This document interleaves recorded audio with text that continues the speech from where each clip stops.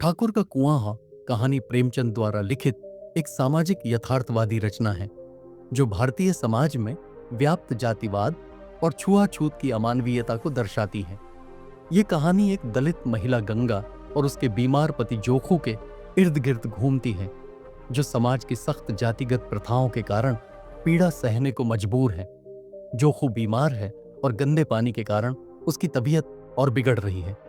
Doctor ने साफ पानी पीने की सलाह दी है, लेकिन उनके समुदाय के लोगों को गांव के ठाकुर और ब्राह्मणों के कुएं से पानी लेने की अनुमति नहीं है। गांव का तालाब गंदा है, जहां जानवर नहाते और मलमूत्र त्यागते हैं, और यहीं से उन्हें पानी लेना पड़ता है। गंगा अपने पति की बिगड़ती हालत को देखकर चिंतित हो जाती है और फैसला करती है कि वह ठाकुर के कुएं से पानी लाने की कोशिश करेगी, चाहे उसे इसके लिए कोई भी सजा क्यों न झेलनी पड़े। रात का समय होता है, पूरा गांव सो रहा होता है, लेकिन गंगा का दिल तेजी से धड़क रहा होता है।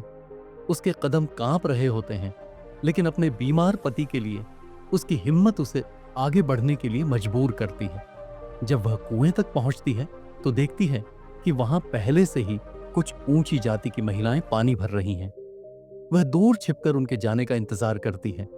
उसके दिमाग में डर और साहस की लड़ाई चल रही होती है।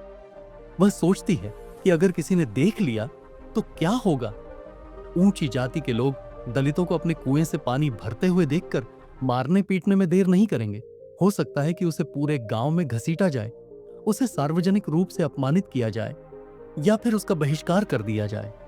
लेकिन दूसरी ओर उसे अपने बीमार पति का चेहरा याद आता है, जिसकी हालत हर पल खराब होती जा रही है। यह सोचकर उसकी हिम्मत और बढ़ जाती है। जैसे ही ठाकुर की महिलाएं पानी भरकर चली जाती हैं, गंगा धीरे धीरे कुएं की ओर बढ़ती है। उसकी सांसें तेज हो जाती हैं, दिल जोर जोर से धड़कने लगता है। वह डरते डरते रस्सी से बाल्टी नीचे डालने की कोशिश करती है, लेकिन अचानक उसके कानों में किसी के पैरों की आहट सुनाई देती है। डर के कारण उसके हाथ कांप जाते हैं, उसकी पकड़ ढीली पड़ जाती है और बाल्टी कुएं में गिरने की तेज आवाज गूंज उठती है। उसका दिल बैठ जाता है, मानो मौत उसके सिर पर मंडरा रही हो। डर के कारण वह कुएं से दूर भाग जाती है और अंधेरे में छिपने की कोशिश करती है। कुछ देर तक छुपे रहने के बाद जब उसे लगता है कि कोई नहीं आया, तो वह धीरे धीरे घर की ओर लौटने लगती है। जब गंगा अपने घर पहुंचती है तो देखती है कि जोखू की हालत पहले से भी खराब हो चुकी है। उसकी आंखें प्यास से सूख रही हैं और शरीर में कोई ताकत नहीं बची है। गंगा के पास कोई और विकल्प नहीं होता, इसलिए वह मजबूर होकर वही गंदा पानी अपने पति को पिलाती है, जिससे उसकी तबीयत और बिगड़ सकती थी। लेकिन उसके पास कोई और चारा नहीं था। समाज ने उसे और उसके जैसे हजारों दलितों को उस हक से वंचित कर दिया था जो किसी भी इंसान का मूल अधिकार होना चाहिए, साफ पानी पीने का अधिकार। इस कहानी के माध्यम से प्रेमचंद ने जातिवाद की अमानवीयता को उजागर किया है, जहां एक इंसान होकर भी इंसान को बुनियादी जरूरतों से वंचित रखा जाता है।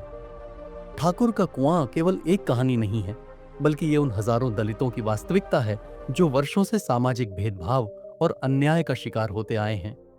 ये कहानी हमें सोचने पर मजबूर करती है कि क्या सच में हमारा समाज सभी के लिए समान अधिकारों की बात करता है, या ये सिर्फ एक दिखावा है।